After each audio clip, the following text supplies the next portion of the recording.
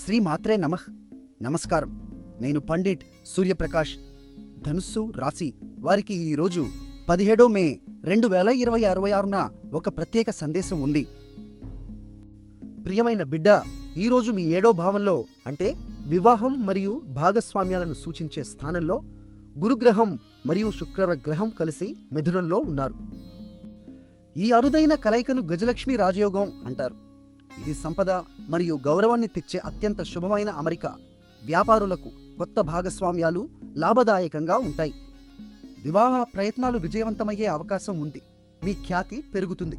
అయితే జాగ్రత్త కూడా అవసరం. ఈ రోజు అతిగంధ యోగం అమలులో ఉంది. ఇది అడ్డంకులు సృష్టించగల ఒక పంచాంగ యోగం. దీని ప్రభావంతో భావోద్వేగ నిర్ణయాలు తీసుకోవద్దు. ముఖ్యంగా ఆర్థిక ఒప్పందాలలో తొందరపడకండి. కృత్తికా నక్షత్రం, అగ్నిదేవుని నక్షత్రం నేడు చంద్రుని ఆశీర్వదిస్తుంది.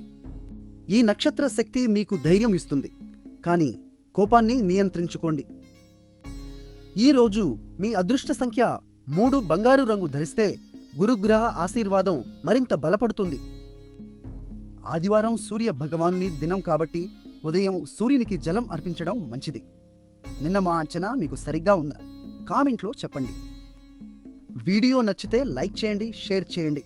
మా ఛానల్ను సబ్స్క్రైబ్ చేయండి. ధనుస్సు వారికి నేటి మంత్రం ఓం బృహస్పతయే నమః. ఇది గురుగ్రహ శక్తిని పెంచుతుంది. ఈ మంత్రాన్ని 7 సార్లు జపించి విశ్వాసంతో ముందుకు సాగండి.